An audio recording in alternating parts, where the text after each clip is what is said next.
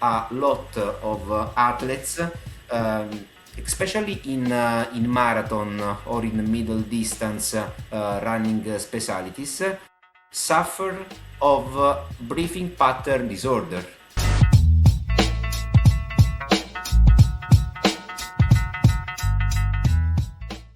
Most people think pain means something is wrong with their body. Something is damaged, something needs to be fixed, something needs to be stretched, strengthened, or avoided. But what if that's not true? What if pain isn't actually a problem with your body at all? What if it's just a signal that your system, your breathing, your movement, your physiology is out of sync? Because here's what most people miss. The same system that allows Olympic level athletes to perform at the highest levels is the exact system that determines whether you feel pain. And today's guest lives at the intersection. His name is Guglielmo Formichella. He is a sports scientist and physiotherapist working with elite endurance athletes, including Olympic level runners. But what makes his work different is that he doesn't look at the body in pieces. He looks at how everything works together. Breathing patterns, movement mechanics, blood flow, nervous system response, and what he's found is this. When those systems are coordinated, performance goes up. When they're not, the body starts sending signals: fatigue, tightness, pain. In this conversation, we break down what's really happening inside the body when performance drops, when pain shows up, and why doing more of what most people do, more stretching, more strength, more effort, often makes things worse.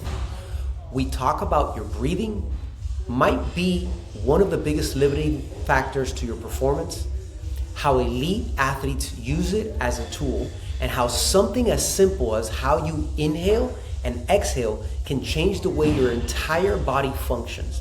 And more importantly, how you can start applying these same principles without needing a lab, a team, or elite level training. If you ever feel stuck, in pain, if you ever felt like your body just isn't responding the way it should, this episode challenges the way you think about it all. Let's get into it. Welcome to the Against the Herd podcast. Thank you, Armando. I'm very happy to be here in your podcast, and I'm very, very enthusiastic to have the opportunity to share a lot of idea and experience I have done. Well, I just want to jump into it, and I'm really excited. I love when I get to meet people who are enthusiastic and excited about learning. We had a brief conversation before we started the podcast, and the fact that you said that one of your professors said that you are doing things that she's never seen therapists do, I kind of want to start there. Like, what got you into this field first and foremost? Like, why did you even decide to go down this route? I grew up with a great passion in sport, and what I think, starting from when I was a little boy, coming on during my path, is that is very, very special, the way of how an athlete can do the big result he can realize. So I would like to understand, in the past like now, what is the matter with which an athlete can be a world class athlete.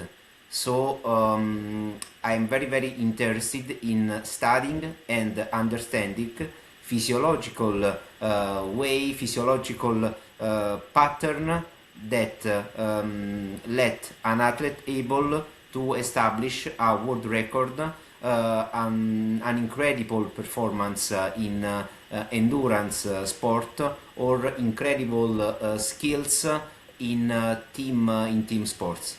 So I improve my curiosity, studying and fixing goal like be part of Olympic committee to have the opportunity of following a lot of athletes.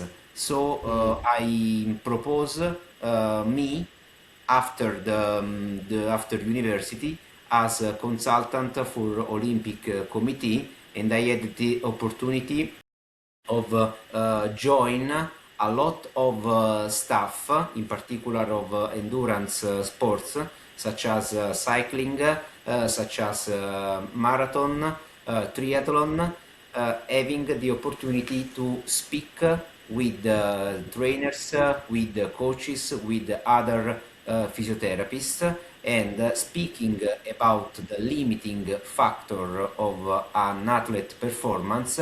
They starting speaking with me about a lot of problem during a training camp, during an acute period of training, and I had the opportunity to understand that a lot of overuse injury have the same origin. For example, a lot of athletes, especially in marathon or in middle distance running specialties, suffer of breathing pattern disorder. So, studying parameters of performance, parameters of training, we can put in relationships respiratory patterns with kinematic parameter with at the same time physiological parameter. So we understood together, not only for an idea of mine, a comprehension of mine, but in a really speaking in team, we understood that considering into the same time breathing patterns, physiological parameter, kinematic parameter, we can use the training into the weight room as the opportunity of reset athlete motor control to fix into the specific sport gesture the ability of using breathing frequency as a very modulator tool, able to let the athletes able to understand something about his stamina, about his efficiency, something about his rate of force development during running steps. So the path I've done is a path into a great passion, into a great way to be curious, and sharing it with colleagues of mine. Right, right. Let me see if I understand what you're, because I want to make sure I'm understanding, because this is the first time I've heard anyone make those connections. So what I'm hearing, and correct me if I'm off, is in that time that you were with the Olympic Committee and with the other therapists, coaches, trainers, you guys realize that there's a strong correlation with the breathing patterns, whether dysfunction or not, the kinematics, so how the athlete is moving, and then what was the third thing? There were three things, right? It was the way they were moving, the breathing, and what was the third? Physiological response. And the physiological response. So Physiological meaning response, thinking about not only heart frequency, we have to think about blood flow into the upper limb, lower limb. This is very, very related with the oxygen extraction ability into the muscle tissue.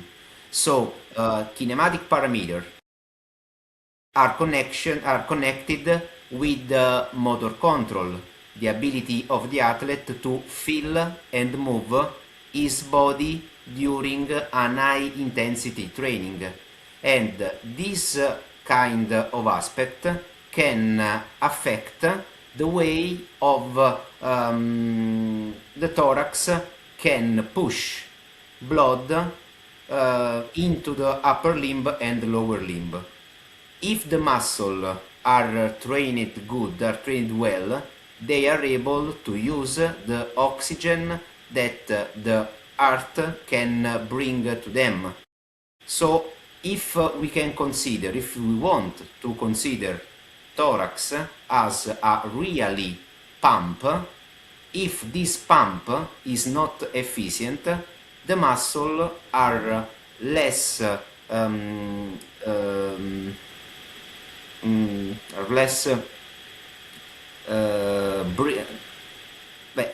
blood flow is lower in upper limb and in the lower limb.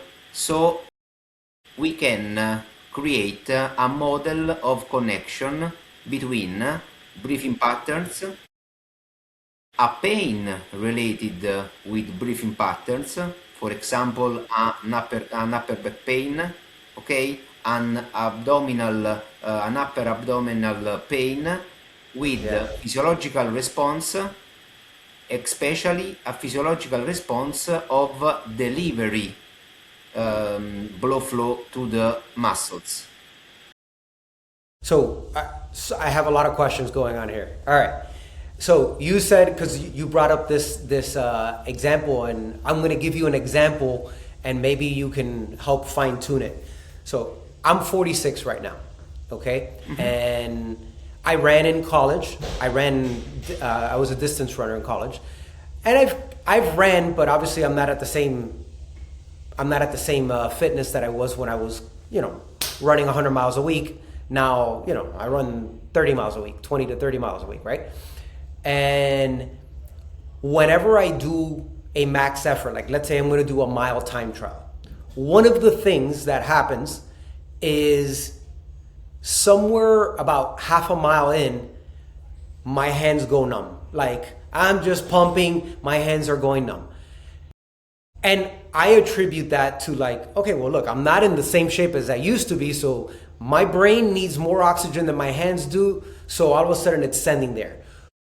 Would that still be correct way of thinking, or would you look at that and say, and I know you're not looking at me running or anything else, but would you say then, is that more a function of that the thorax is actually probably not distributing the blood flow the way it needs to, in which case we need to look at X, Y, and Z, instead of just thinking you're just not in shape, so your arms are going to go numb just to feed your brain? Very, very interesting question, and I think you are running into the point. You are getting the point because your question let me speak about another important field of this topic.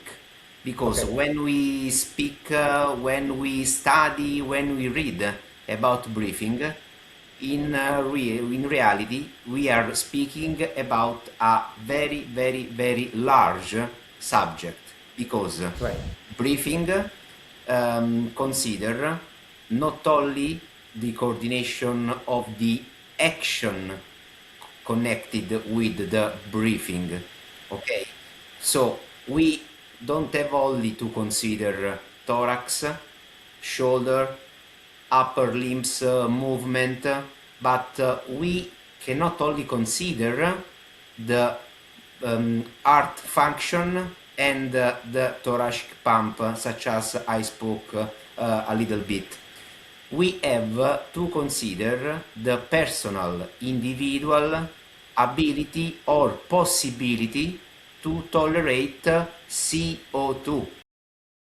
Okay. The example you have just done is more related to a less toleration of CO2 than the aspect we spoke about before. So when we start a path in brief work learning, in breathing works studying, we can we can study a lot about Patrick McKeown experience and research, a lot about Brian McKenzie research, so we can have experience of HKP Foundation examples, and they speak a lot about the balance between oxygen uptake, oxygen delivery during the breathing frequency acts, with the ability of tolerate CO2. When you run and when you feel the sensation you spoke about, probably is the sign that you have to assume a low breath frequency per minute, then you are in that time head. So if you are running, if you are maintaining that intensity, when you start feeling this sensation to your hands, probably you have to run not faster as you're doing, but probably you have to use a deeper and lower inspiration. Deeper and lower inspiration. By the way, lower inspiration. So you have to shift your focus not only on the power, but you have to getting the focus on the ability and on the way you are inhaling. would you say, so wait, are you saying in general, just because this happens only if I'm doing a max, like if I'm doing a time trial of, let's say, a mile, you're saying that in that time trial, I have to get better at taking longer, deeper breaths as opposed to, let's say, shorter, panting breaths, just, you know, trying not to die? It's a very specific but fundamental way of coordinate breathing with the movement. Okay, so I'm meaning that it's very important use a lower, deeper inspiration at the same frequency during the same running intensity. It's not simple to do. In fact, with Italian elite marathoners, I need a lot of time to teach them this coordination, fixing their way of running fast with their way of breathing good, breathing well for them. So, if we consider Yehman Kripa parameters, Yehman is able to breathe 40, 45, 50 times 4 minutes, running at 21, 22 kilometers per hour. Is a very fast. Is a very fast marathon runner. So during his running intensity and during his 40, 45, 50 breathing per minute, he has to realize the deeper inspiration and longer exhalation for that breathing frequency. So in 1 minute, if Yehman breathe 40 times, for each time he has to be as deeper as he can to maintain a useful oxygen uptake for his whole body system. So when we stay together in training camps, I usually assess his oxygen uptake ability using a spirometry, and if in a maximal inhalation test I see that his force ventilation capability is about 5 leaders. My goal is with exercise, with dynamic technique during running, let him able to inhale 3 liters for each breathing act during his fast run. So Got it. this is the challenge. The challenging point is this. So when you are running fast your mile, when you feel this sensation to your hands, probably you have activated a fundamental reflex that our nervous system use to let our be alive, metaboreflex.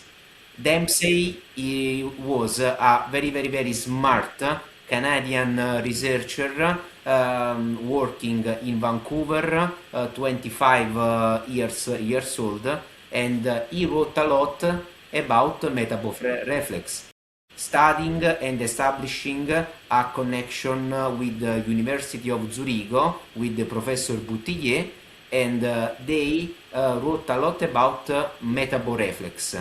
And this sensation in the hands that you spoke about is one of the signs of metaboreflex. If we active metaboreflex, probably we are not breathing into the right way to let our whole body system able to realize the fundamental turnover between oxygen uptake, oxygen delivery, and muscle ability to extract O2. So probably you have to train your breathing ability. Okay. So wait, you mentioned about assessing each athlete. Have you noticed, like maybe for Yehman, at a high speeds, he's going 50 breaths per minute, able to inhale 3 liters with each inhale, right? Have you noticed a difference between when you work with an elite marathoner who in general upper body is going to be really thin, bigger chest, compare that with maybe a triathlete who has bigger muscles up top in comparison to a marathoner? Have you noticed, does it change? In other words, do you expect a different breathing pattern? Do you expect a different capacity? Instead of 3 liters, maybe less, because there's a little bit more weight going on in the top? Very smart question. I want to thank you about the question because when I have the opportunity to assess athletes practicing power sports, is very impressing note that they're able to move a very high quantity of air during an expiration, but they aren't able to use this high quantity of air inhaled during their activities. For example, if we consider a sprinter, okay, or a power lifter, sometimes I met some of them able to inhale 8 liters in one inspiration. But when we practice with the spirometry, we have to mind keeping in relationships a lot of parameters to understand the efficiency of their breathing function, thinking about how their breathing system can improve the heart activities, can improve the muscle activities. So we see FVC, the force ventilation capability. FEV1 is the parameter that speaks us about the ability of exchange a big quantity of air in 1 second during the first second of exhalation. So, an endurance athlete can change 90%, 95% of inhaled air in 1 second, and this is a very very important sign of efficiency, because if I can inhale 5 liters of air and in 1 second I can exhale 4 liters, I'm very efficient. A lot of times, often, a sprinter can inhale 8 liters, but he can exhale in 1 second less than the 50%. 4 liters, 3 liters. So sprinters, powerlifters are very very very strong in stabilize their body using their core like a very very important tool to stay balanced, but they don't use their core to help lungs to exhale.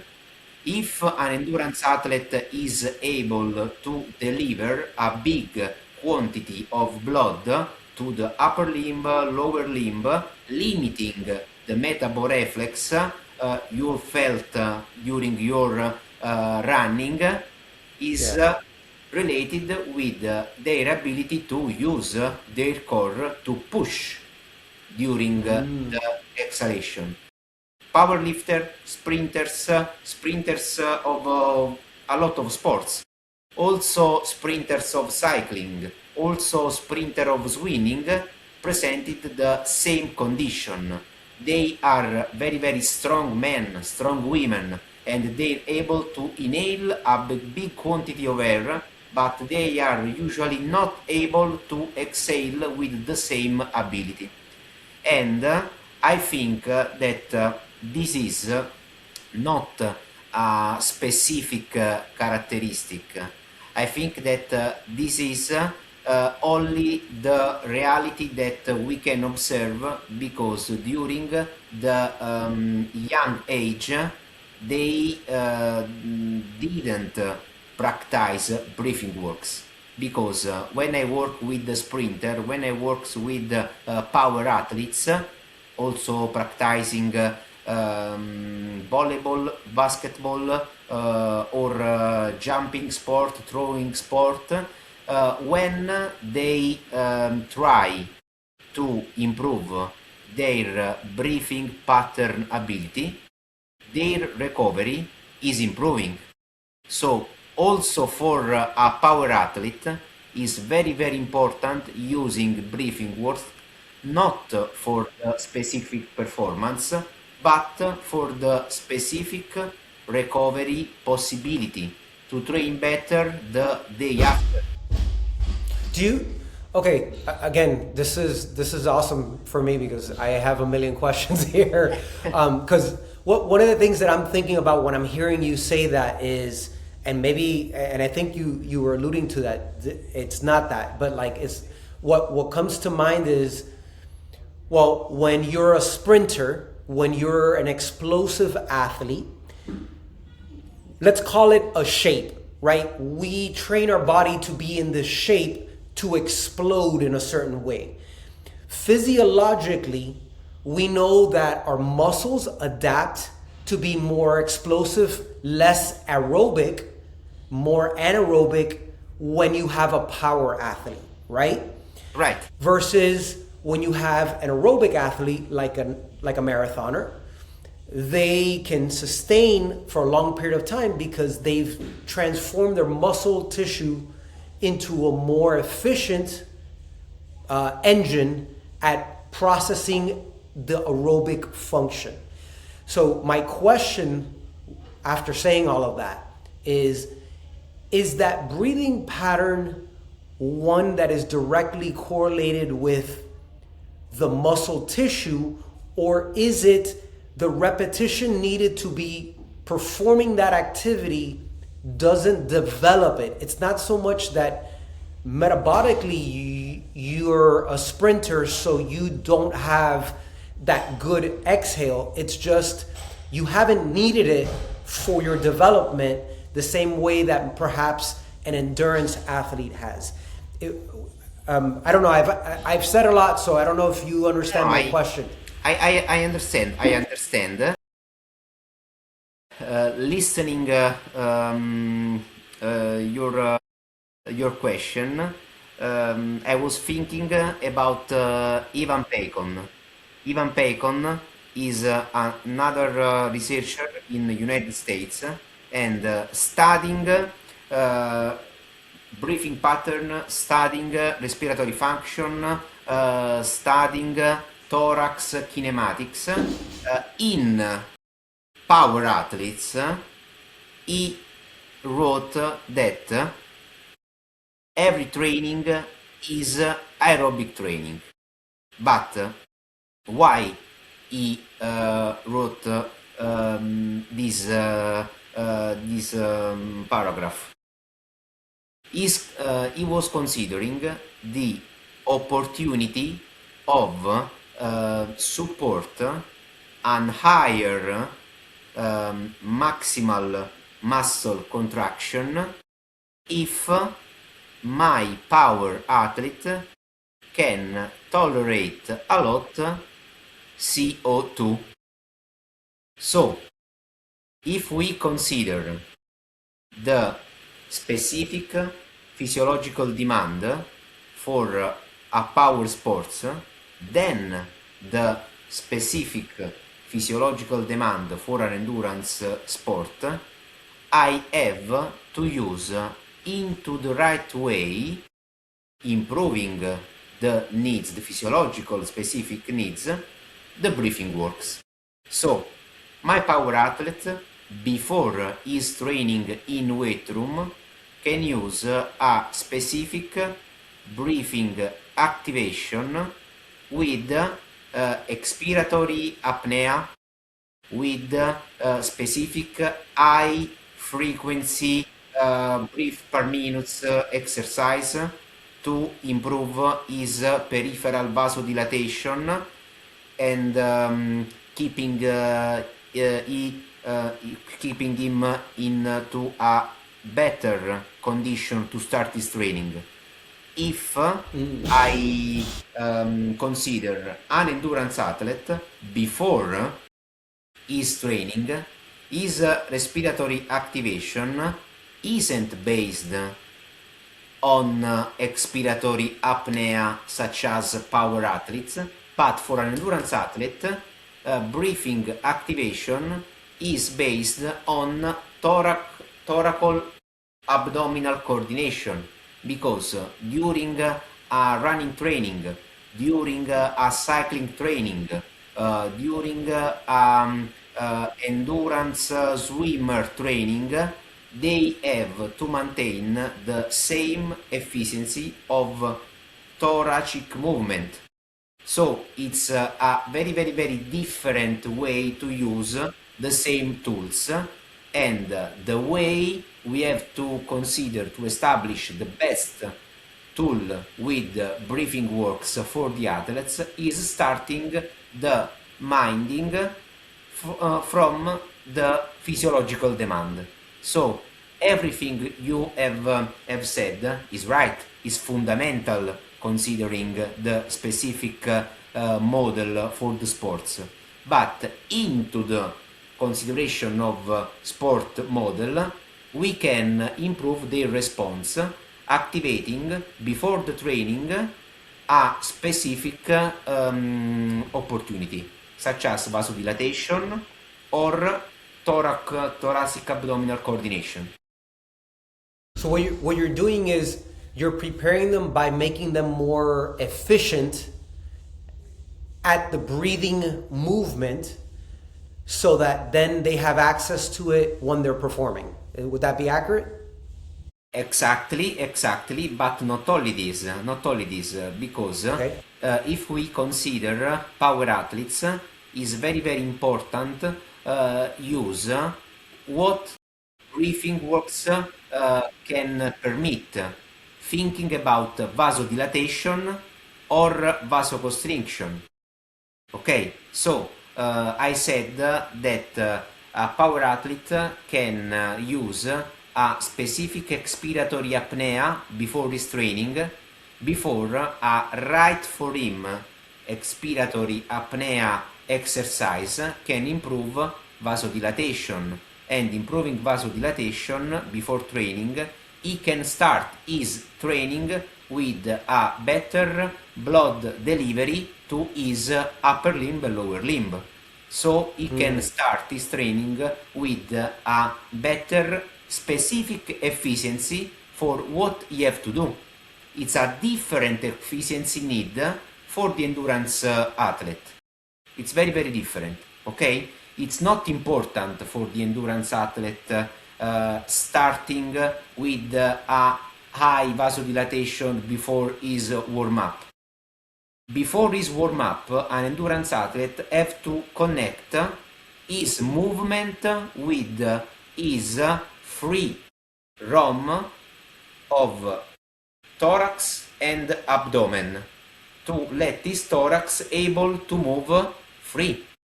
And during the warm-up, the endurance athlete can use another tool, the nasal breathing. Nasal breathing during warm-up is the most efficient tool for the endurance athlete, but this is a specific activity.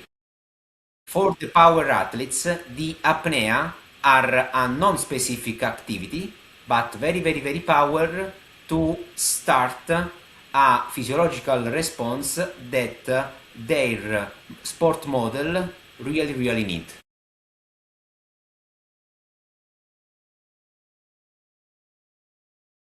I want to ask something. I don't want to dive deeper into there because I want to ask this one thing before we go there, which you mentioned earlier, something along the lines of one of the things that let's say a top level like Yehman, that he's able to inspire, let's just say 5 leaders and expel 4. Is there a correlation with the ability to exhale a greater percentage of the carbon dioxide, right? Because that's what we're exhaling.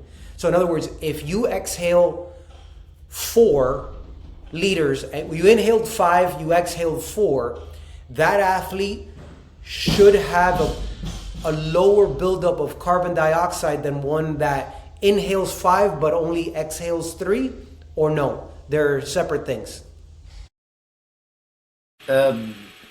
Some question before, you use a very, very, very important term, speaking about balance and individualization.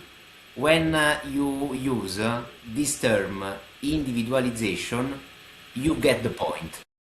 Before, for Yehman, is very, very important exhale a big quantity of the air he has inhaled before for a musculoskeletal cause, because considering that his spine suffer for a paramorphism, if he is able to exhale a big quantity of air, his spine deep muscles be quite not sore. Okay?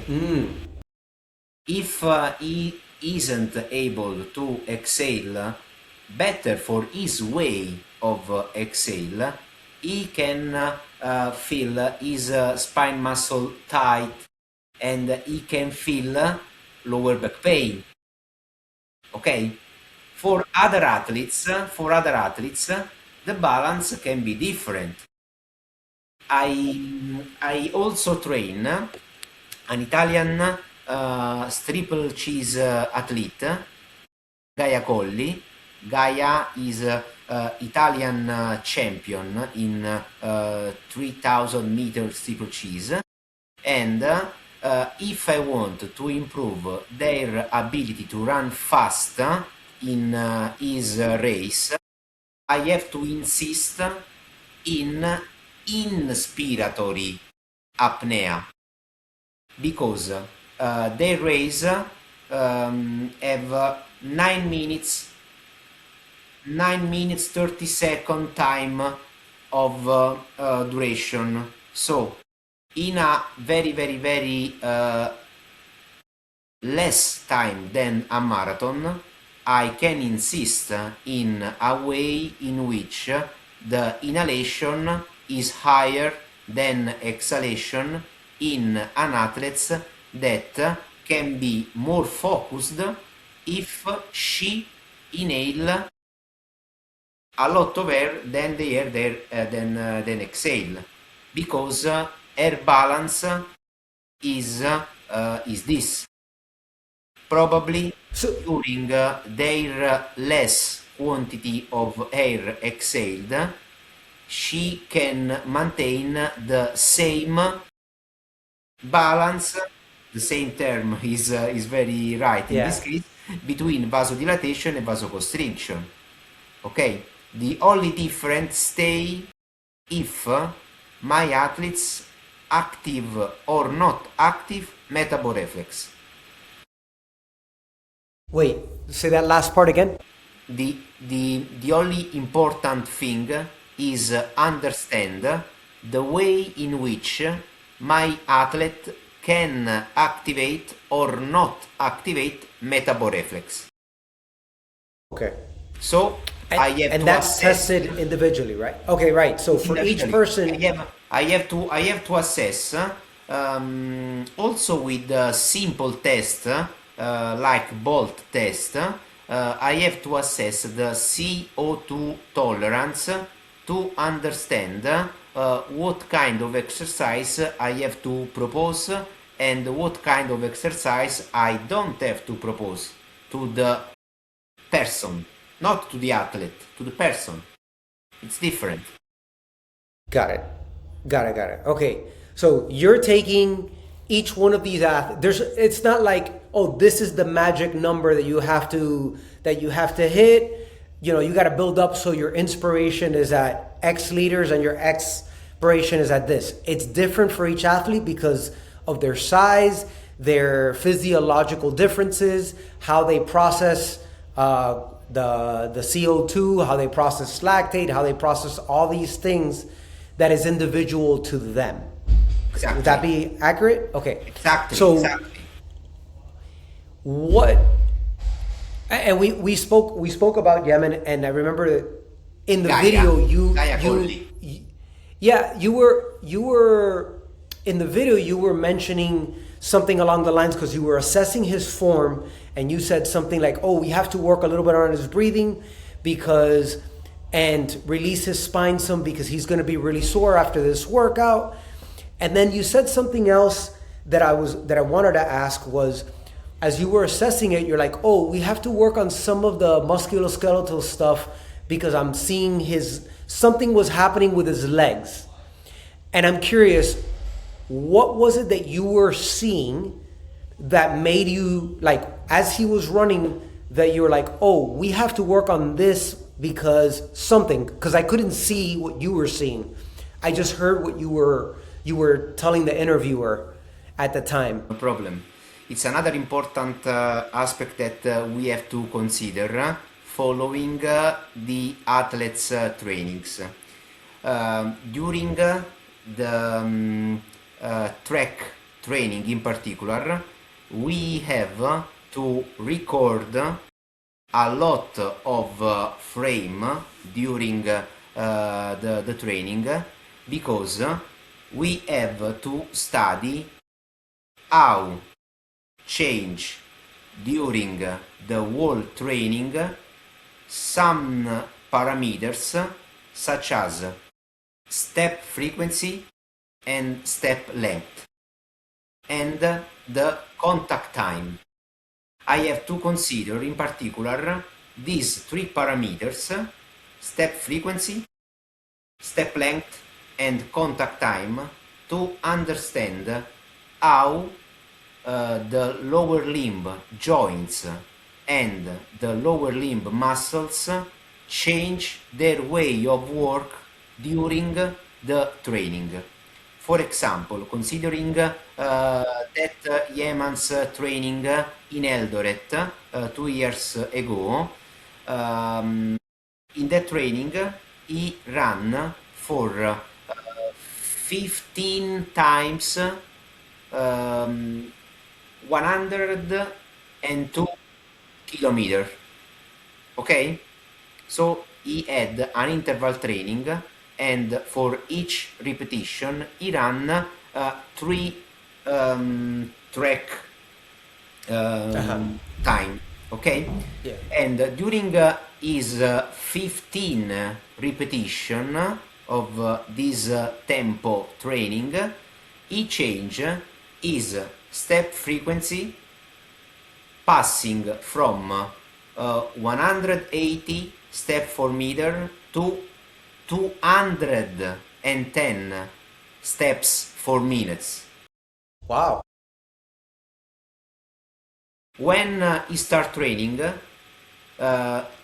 with 180 steps per minute, his step length is Longer. 1 meter and 90 centimeters.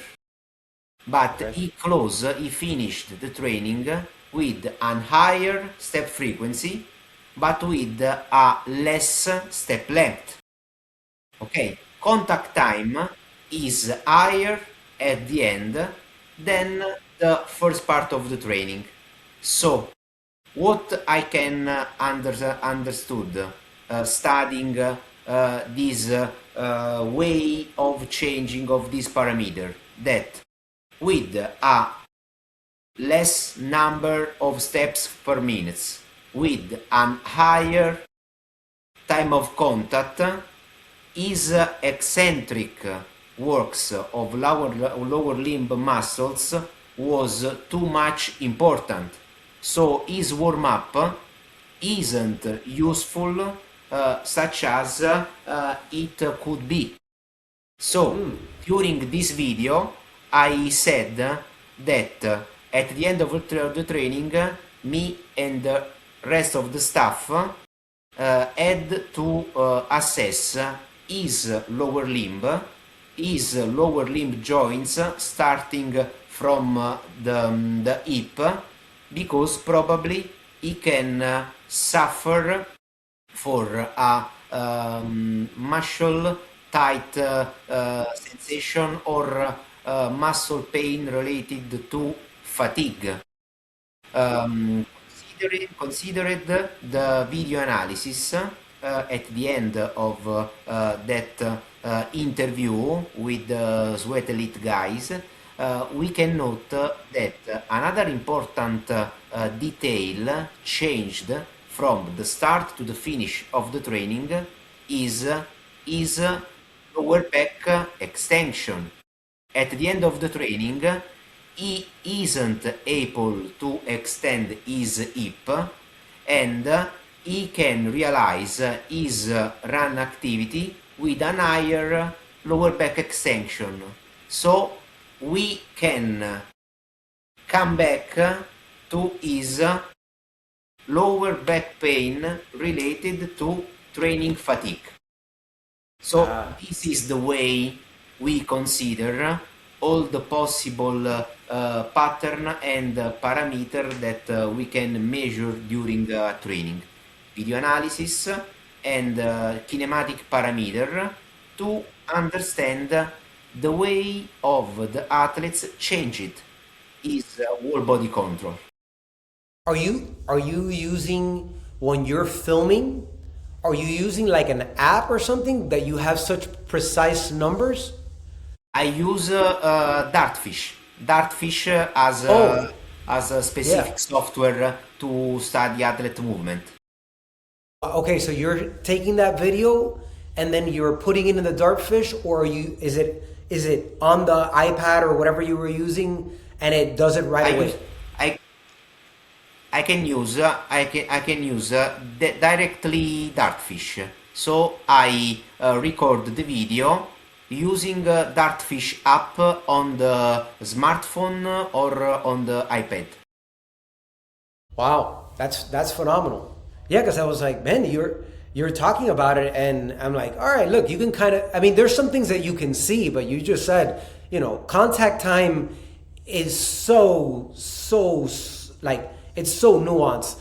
I mean, unless the person's really dying, the subtlety is hard to pick up. Like how long a person's on the ground if you're comparing from the beginning to the end. I mean, unless their form is really falling apart, it's much harder. So that's why I was asking of like, I mean, you don't have force plates all around the track, do you? No. Not in Eldoret. In Kenya we don't have these tools. So when we go in high altitude training camp, we usually connect video analysis with IMU, with accelerometers. So Yehman, Gaia, Giovanna, and other Italian national team athletes use to train wearing a specific device. So accelerometer, extensiometer for the activity between thorax and abdomen. So the contact time is one of the parameters that I can have from the accelerometers. Wow. Okay, so I want to shift gears, right? Because we've talked about all these amazing tools that you have to your disposal. You've talked about, we've been talking about these elite athletes. So let's get to the rest of us that are not elite athletes and maybe, don't have a team behind us that can be looking at that. I guess,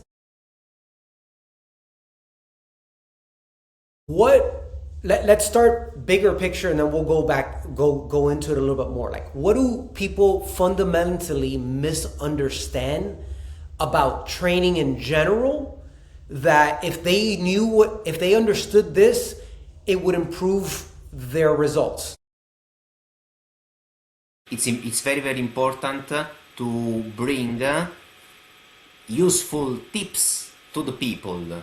So studying what happens to athletes, I can say to other person that is very, very, very important to have a good warm-up. If we consider the last thing we have just spoke, considering the detail of contact time too much higher for Yehman into the first part of the training, we can say to all people that they can finish their warm-up with specific running drills to improve the efficiency of their contact time. A right contact time is very, very important to let muscles to work in a good way. In the first part of a specific training in particular, a high contact time is the enemy of peripheral muscle endurance. Okay, so this is a simple tip but very, very useful to do to our people that useful practice sport for health, practice sport for fun, practice sport for specific goal to reach into their life. Okay, another important information that I want to do to each other is that when we practice a long run, if we run a faster minutes each 10 minutes, our way of moving improving during the whole long run, and at the end probably we can feel us more energetic than the first part of the training. Using this simple way of run a long run is useful because if each 10 minutes I run 1 minute faster, I can improve my intramuscular coordination. I can use a high number of muscle fiber, and if a single muscle is more coordinated, I can feel a low level of fatigue. I can feel better my body, my whole body, and my training is very fun. This is another evidence that we can take from the elite athletes training, bringing it to each people that want to be active people. Another important aspect is be careful with their breathing patterns and with their nose. A colleague of mine in UK usually said that if we have a nose, we have a weight room. Because if we use our nose to inhale and exhale during strength training and during running training, we are training our muscle to work with less oxygen apport. Okay, so if we want to feel better, if we want to improve our performance, we have to start learning to use nose breathing into the activity daily life before our training, and when the training of the day is very easy, we can use nasal breathing during the training. I was very fascinated when I was a young student by Vern Gambetta. Vern Gambetta is a very fundamental trainer for the category, and he usually said that the hard training day has to be hard to improve, but easy training day has to be easy, and this is a very important tip for each other. But when our training day is easy, we can make this training day useful using nasal breathing during an easy training. So wait, I want to make sure we got, so first one, increase your cadence. Get your feet off the ground quick, right? Imagine, my father used to say, imagine you're like on hot coals, that you're on fire, that you got to get your feet off the ground quick. So exactly, pitching the ground. Yeah, prepare for your runs by doing drills that will help reinforce you getting your feet off the ground quick. That's number one.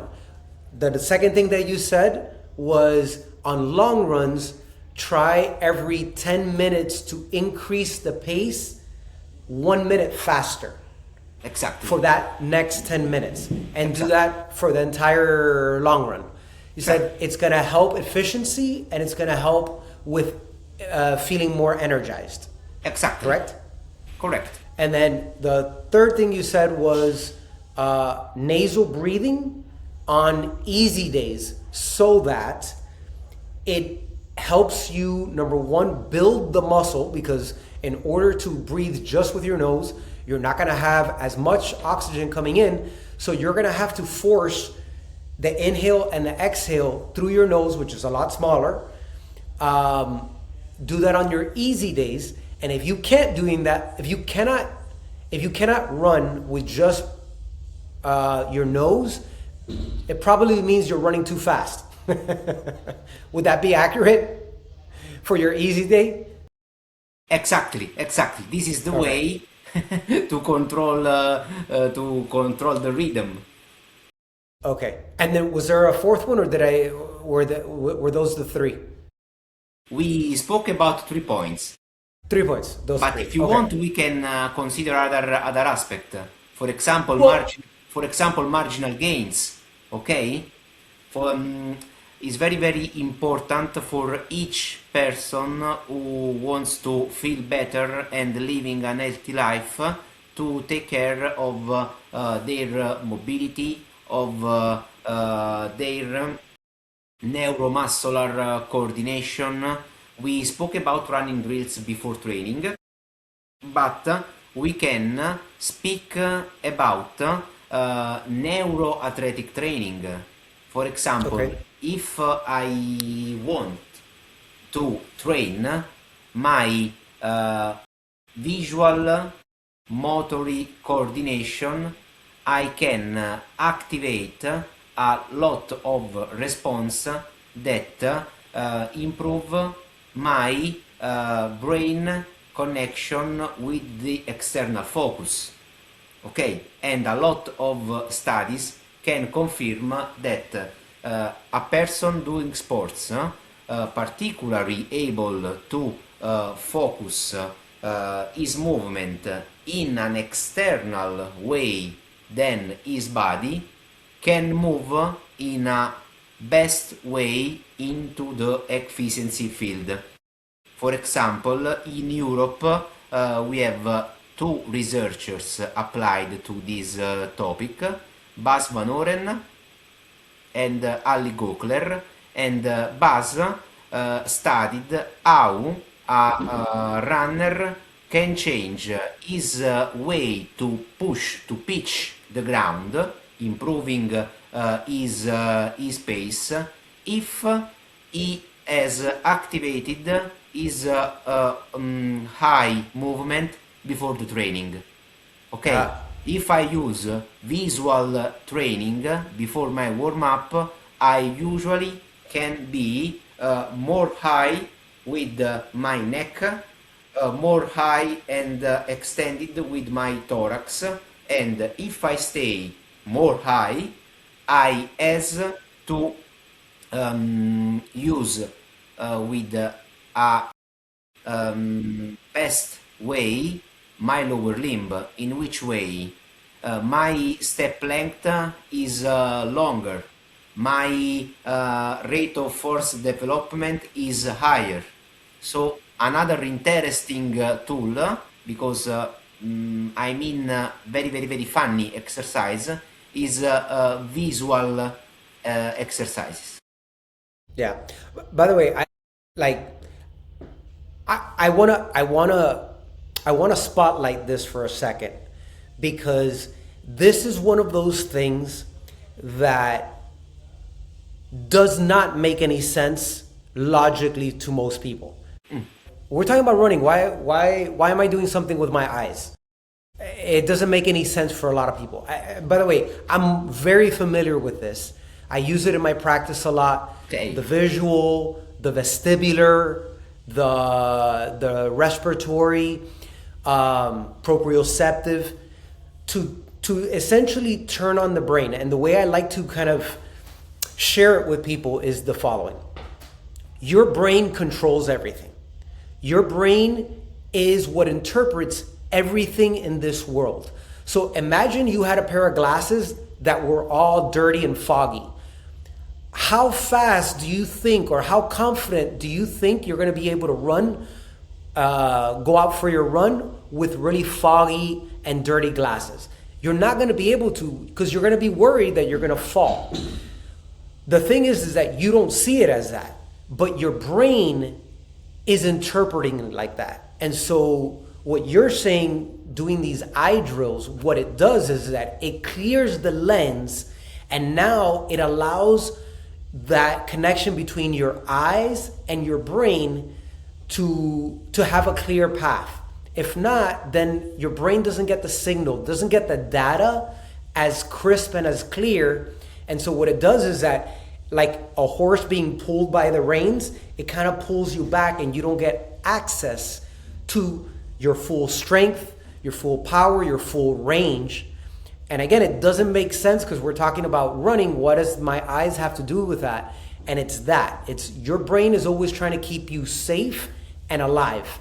And if it's not processing data, it's not going to give you access to your full potential. And if you don't have access to your full potential, you're not going to perform to your best. And so when you say, hey, this is something that really has proven to put you in a better posture, give you better muscle activation, I get it because I see it every day in my practice. The visual stuff is super, super important. In fact, most of the times when I work with clients and I have them go through the neurological stuff before, I have each client, I do the same thing. Once I assess them, I'm looking at, hey, what does their body need? And every single time we start from the top down, which is we're going to go from the brain and the nervous system out and then go to the muscular system and how it's responding. And invariably everybody does this. Oh, I didn't have a lot of time, so I just did the foam rolling, or I did this stretch. And I said, you didn't do the breathing? You didn't do the eye things? You didn't do the things for the vestibular? You're like, no. I go, that's the most important thing. That's what sets the groundwork for the other stuff that you're actually feeling that feels good for it to take hold. Does that make sense? This is the sense.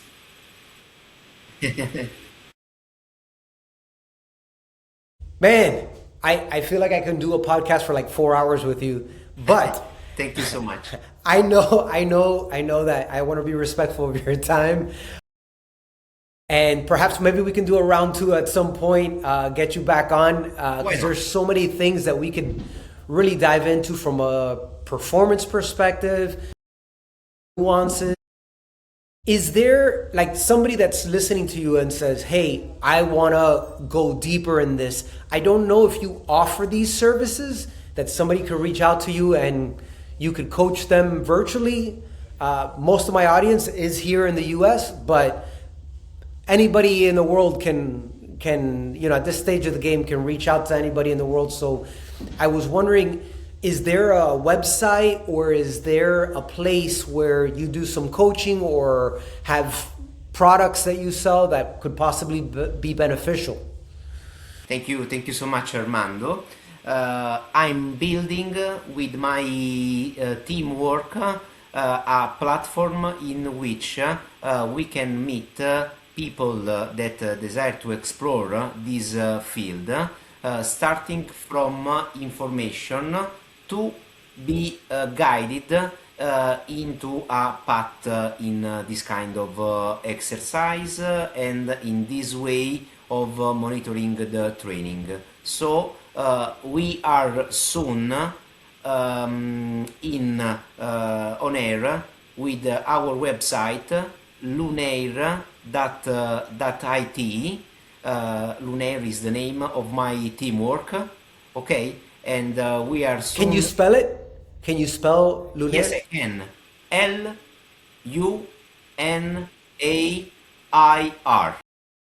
Okay, Lunair. Got Lunair. it. .it. Lunair. Okay. .it? IT. Yeah. Okay. I'll put it on the show notes and so forth. And, if it's not up when you're listening to this, bookmark it and go back to it because it'll be up at some point, right? Is there another website at the very least that they can find you, or Instagram or something like that would be ideal if they want to follow the work that you're doing? Absolutely. I was very honored if other people want to meet me on Instagram. They can find me with my name, Guglielmo Formichella, but they can start keeping information about Lunair at Lunair Project Instagram profile. And another interesting activity that me and my teamwork are pushing on is JESTUS project. JESTUS project is a funded from European Union project in motion capture to improve athletes' decision making, knowing more about his way of moving when he practice sport outdoor. So gestusproject.com is another website in which you can find me and my group work. So we are. Is that an app that somebody can download to be able to know that, or is it just information? What is that? Into the next future, we'll have also an app. We are working all around the opportunity to be very closer to the people. But now we are only onto the website. gestusproject.com is ready. So you can read something about our idea of studying human movement during running, during cycling, and this is a project for the person, not for the elite athletes. Soon we are online with the Lunair project website, and into the next future we'll have an application for smartphone in which we can share exercises and in which we can create a community. Okay, fantastic. Well, we'll be on the lookout. I really want to say thank you so much for being here. Thank you for sharing your wisdom. And I like I said, I love having conversations with people who are excited about what they do. And I mean, it shows how excited you are about this and how much time you've invested. So I want to thank you, number one, for leading the charge, and number two, for being willing to share some of this. Not always everyone is willing to share, so I feel grateful for this conversation, and hopefully this won't be the last one. Thank you so much, Armando. I have to thank you. And I think, I strongly believe that sharing idea is the engine for the progress. Yeah, I agree. Well, guys, I want to thank you for listening. And as you can see, this man definitely goes against the herd. Make sure you continue following through with his with the work that he's doing. Until the next time, we'll see you. Take care. Bye. Bye.